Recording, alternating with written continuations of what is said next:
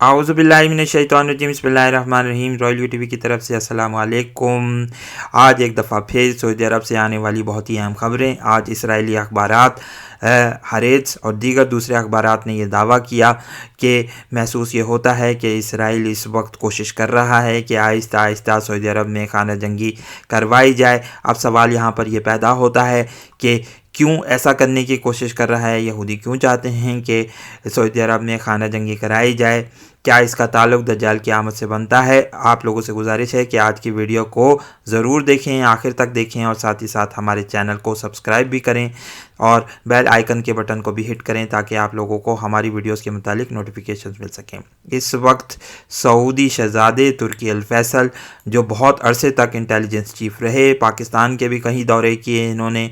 अफ़गान जंग जिस ज़माने में जारी थी, ये करीबन हर साल आते थे और पाकिस्तानी रहनुमाओं से मुलाकात करते थे। इन्होंने बहरीन में एक बहुत ही अहम समिट से खिताब करते हुए इसराइल को वेस्टर्न कॉलोनियल पावर करार दिया, जो कि आखिरी कॉलोनियल पावर रह गई है इसराइल में। एक बहुत बड़ी अहम खबर, जिसके बाद इसराइली नुमाइंदे ने इनके बयान पर इंतहाई अफसोस का इजहार किया। और अब महसूस ये हो रहा है, जैसा कि कुछ माहिरीन कह रहे हैं, कि किंग सलमान बिन अब्दुल अज़ीज़ ने एक बिल्कुल मुख्तलिफ राह अपनाई है।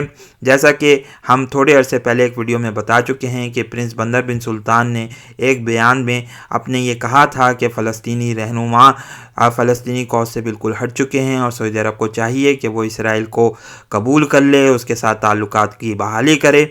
अब महसूस ये हो रहा है कि आहिस्ता आहिस्ता सऊदी अरब दो खेमों में तकसीम हो गया है, जहाँ पर नज़र ये आता है कि एक वो खेमा जिसका प्रिंस किंग फ़हद ने एक ज़माने में कोशिश करी थी कि इसराइल के साथ ताल्लुकात की बेहतरी की जाए, और इसी राह पर लगे रहा है कि मोहम्मद बिन सलमान भी अमल कर रहा है। और प्रिंस उस ज़माने में जो अब्दुल्ला थे उन्होंने इसकी मुखालफत करी थी। बाद में वो जब किंग बने तो कोशिश वो करते रहे कि किंग अब्दुल्ला के ज़माने में ताल्लुकात इतने बेहतर ना हों, लेकिन मोहम्मद बिन सलमान इस मामले में अगर देखा जाए तो अपने वालिद के बिल्कुल मुख्तलिफ अंदाज में चल रहा है। और लग ये रहा है कि हो सकता है, क्वाइट पॉसिबिलिटी हमें मुस्तकबिल में नज़र आती है कि किंग सलमान बिन अब्दुल अज़ीज़ को असैसिनेट करने की कोशिश की जाए। मोहम्मद बिन सलमान ये कोशिश कर सकता है ताकि उनके इक़्तिदार पर कब्ज़ा किया जाए। और इस ज़मीन में अगर देखा जाए तो उसको इसराइल की हिमायत भी हासिल है और इसराइल चाहता है कि एक बड़ी खाना जंगी बर्पा हो। अब सवाल ये पैदा होता है कि ये क्यों है, हम उसकी तरफ आएंगे। लेकिन आप लोगों को याद होगा कि आज ही ये ख़बर आई है कि एक ज़माने में जब 2017 में बहुत सारे सऊदी शहज़ादों को कैद करके रखा गया था रिट्स कार्ल्टन होटल रियाद में, जिसमें वो एक बहुत ही अहम प्रिंस वलीद भी शामिल थे, शहज़ादा वलीद थे। इनसे आज ये ख़बर आई है कि गार्जियन अखबार को इंटरव्यू देते हुए मुख्तलिफ शहज़ादों ने यह बात कही कि इनको मारा पीटा गया, इनसे पैसे निकलवाए गए, फिर वहाँ से जेनीवा फ़ोन करके बहुत सारे लोगों से अकाउंट में करीबन 28 से 30 बिलियन डॉलर की बात की जा रही है कि इन लोगों से निकलवाए गए। साथ ही साथ इनके ज़बरदस्त टॉर्चर किया गया, मारा पीटा गया, इनके ख़ानदान के लोगों को धमकियां दी गईं और इसमें कई शहज़ादे शामिल थे। तो महसूस ये होता है कि बहुत सारे सऊदी शहज़ादे इस वक्त मोहम्मद बिन सलमान के मुखालिफ बन चुके हैं। यही वजह है कि महसूस ये होता है कि यह आइंदा आने वाले वक्तों में मोहम्मद बिन नाइफ के साथ मिल सकते हैं और एक बड़ी लड़ाई मुमलिकत में छिड़ सकती है, जिससे हमें रसूल अल्लाह सल्लल्लाहु अलैहि वसल्लम की वो हदीस पूरी होती हुई महसूस होती हैं, जिसमें रसूल अल्लाह सल्लल्लाहु अलैहि वसल्लम ने फरमाया था कि एक बादशाह के इंतकाल के बाद आपस में शहज़ादे लड़ेंगे, 3 शहज़ादे होंगे, तीनों एक एक बादशाह के बेटे होंगे। महसूस ये होता है कि वो वक्त आहिस्ता आहिस्ता अब करीब आता जा रहा है और इसमें इसराइल भी एक फ़रीक बनता जा रहा है। अब सवाल ये पैदा होता है कि इसराइल आखिर क्यों चाहता है, यहूदी ऐसा क्यों चाहते हैं। जैसा कि हम कुरान मजीद को जब पढ़ते हैं तो हमें ये महसूस होता है कि यहूदी इस बात को जानते थे कि रसूल अल्लाह सल्लल्लाहु अलैहि वसल्लम अल्लाह के सच्चे नबी हैं। वो ये बात अच्छी तौर पर जानते थे। कुरान मजीद यहाँ तक ये बात कहता है कि ये लोग जानते हैं ایسے ہی جانتے ہیں جیسا کہ یہ اپنے بیٹوں کو جانتے ہیں کہ تم سچے نبی ہو۔ اس حوالے سے اگر دیکھا جائے تو یہاں پر ایک بہت ہی خوبصورت حدیث ہمیں ملتی ہے سنن ابو داؤد میں، جو اس طرف اشارہ کرتی ہے کہ کنگڈم میں ہونے والی خانہ جنگی یعنی یثرب کی خرابی بنیادی طور پر دجال کے ظہور کا سبب بنے گی۔ یہی وجہ ہے کہ اسرائیل چاہتا ہے، اسرائیلی حکومت اس وقت کوشش کر رہی ہے کہ آہستہ آہستہ کنگڈم میں حالات خراب کیے جائیں تاکہ زیادہ سے زیادہ جو ہے وہ فائدہ ہو، اور پھر ان کا وہ دجال مسیح فتح قسطنطنیہ کے بعد نمودار ہو۔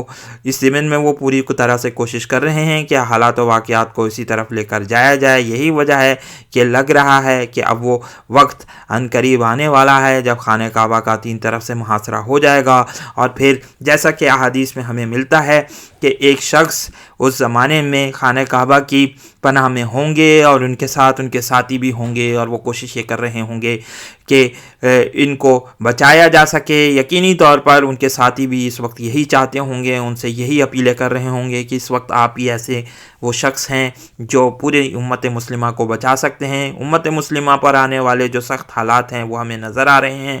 محسوس یہ ہوتا ہے کہ اس وقت مملکت میں جو رفٹ شہزادوں کے درمیان پیدا ہو گئی ہے، جس کو آج TRT ورلڈ نے بھی بہت ہی شہ سرخیوں کے ساتھ شائع کیا ہے اور بتایا ہے کہ محمد بن سلمان نے کس طریقے سے شہزادوں کو ٹارچر کیا، ان کو پٹائی کی گئی، ان کے اوپر مختلف انداز میں جو ہے بہیمانہ طریقے اختیار کیے گئے، جس سے وہ لوگ مجبور ہوئے۔ لیکن کیا اب یہ شہزادے انتقاماً کوئی کارروائی نہیں کریں گے؟ کیا ایسا محسوس نہیں ہوتا کہ یہ لوگ محمد بن سلمان کے خلاف موقع پاتے ہی اٹھ کھڑے ہوں گے؟ اور اب صرف اور صرف اس بات کا انتظار ہے کہ کنگ سلمان بن عبدالعزیز کا انتقال ہوتا ہے یا ان کو اسیسینیٹ کر دیا جاتا ہے، جیسا کہ ہمارے بہت سارے کرم فرما اور دوست یہ بات کہتے ہیں کہ ہو سکتا ہے، پاسبلٹی یہ ہو سکتی ہے کہ وہ بادشاہ کا جو انتقال ہوگا وہ نارمل انداز سے نہیں ہوگا، ہو سکتا ہے اس بادشاہ کو مار دیا جائے۔ تو محسوس یہ ہوتا ہے کہ اب کوشش محمد بن سلمان کی ہوگی کہ وہ اس طریقے سے کنگ سلمان بن عبدالعزیز کو اپنے راستے سے ہٹا دیں۔ آئیے سنن ابو داؤد کی وہ مشہور و معروف حدیث پڑھتے ہیں جس میں دجال کے آنے کی پیشن گوئی کی گئی ہے۔ حضرت معاذ بن جبل رضی اللہ تعالیٰ عنہ کہتے ہیں کہ رسول اللہ صلی اللہ علیہ وسلم نے فرمایا ہے، بیت المقدس کی آبادی جب کمال کو پہنچ جائے گی تو وہ یثرب کی خرابی اور تباہی کا باعث ہوگی۔ یہاں ہم نے ترجمہ یثرب ہی کیا ہے کیونکہ عربی عبارت میں یثرب ہے، مدینہ نہیں ہے، اور یثرب کی خرابی فتنہ اور جنگ عظیم کے پیدا ہونے اور وقوع میں آنے کا سبب ہوگی، یعنی اس سے ملامت الکبریٰ جو اس کے آثار ہمیں نمودار ہو رہے ہیں وہ نظر آ رہی ہے۔ سعودی عرب کی خانہ جنگی محسوس یہ ہوتا ہے کہ یثرب کی خرابی جس طریقے سے پیدا ہوگی اس سے محسوس یہ ہوتا ہے کہ آہستہ آہستہ وہ ملامت الکبریٰ کو جنم دے گی۔ شام کے حالات ہم اس بات ضمن میں دیکھ ہی رہے ہیں کہ ایک بہت بڑی لڑائی مسلمانوں پر مسلط ہونے جا رہی ہے، اور خاص طور پر جو مغربی طاقتوں کی سعودی عرب کے معاملے میں دلچسپی پیدا ہو رہی ہے اس سے بہت زیادہ محسوس یہ ہو رہا ہے کہ اس وقت ملامت الکبریٰ کے حوالے سے اگر دیکھا جائے تو 2 کیمپس میں بھی دنیا تقسیم ہوتی ہوئی نظر آ رہی ہے۔ ایک وہ کیمپ ہے جو بائیڈن کا کیمپ ہے، اور ایک دوسرا کیمپ جو ہے وہ ڈونلڈ ٹرمپ کا ہے، اور یہی ہمیں تفریق جو ہے سعودی عرب کی خانہ جنگی کے حوالے سے بھی نظر آ رہی ہے۔ محسوس یہ ہوتا ہے کہ یہ 2 کیمپس کی وجہ سے جو ہے پھر سعودی عرب میں خانہ جنگی کی صورتحال پیدا ہوگی، اور اسی سے پھر ملامت الکبریٰ ہوگی، جس سے مسلمان ایک کوائٹ پاسبل یہ ہے کہ مسلمان ان میں سے ایک گروہ کے ساتھ اتحاد کر سکتے ہیں، اور پھر بعد میں ہی ہمیں دجال کے ظہور کا سبب نظر آئے گا۔ آئیے پڑھتے ہیں، اور مدینہ کی خرابی فتنہ اور جنگ عظیم کے پیدا ہونے اور وقوع میں آنے کا سبب ہوگی، اور فتنہ کا ظہور اور جنگ عظیم کا وقوع قسطنطنیہ کے فتح کا سبب ہوگا، اور قسطنطنیہ کی فتح دجال کے خروج کا سبب۔ یہاں یہ بات یاد رہے کہ رسول اللہ صلی اللہ علیہ وسلم نے ان تمام باتوں کو ترتیب وار بیان کیا ہے، یعنی ایک کے بعد ایک واقعہ جو ہے وہ جنم دے گا، اور محسوس یہ ہوتا ہے کہ یہودی اس سلسلے میں بہت اچھی ریسرچ کر چکے ہیں۔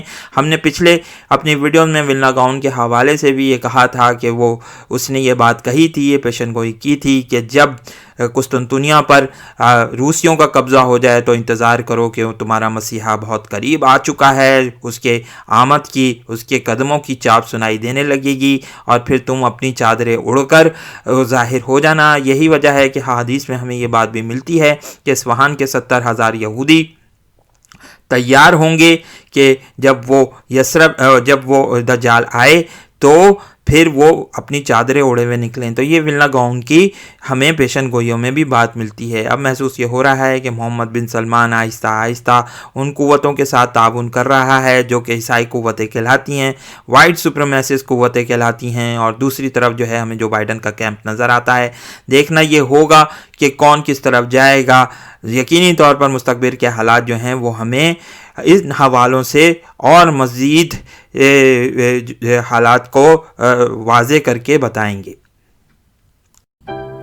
اس ویڈیو کو لائک کیجئے، شیئر کیجئے، دوستوں کے ساتھ ڈسکس کیجئے۔ بہت بہت شکریہ۔ السلام علیکم اور اللہ حافظ۔ اس ویڈیو کو لائک کیجئے، شیئر کیجئے، دوستوں کے ساتھ ڈسکس کیجئے۔ بہت بہت شکریہ۔ السلام علیکم اور اللہ حافظ۔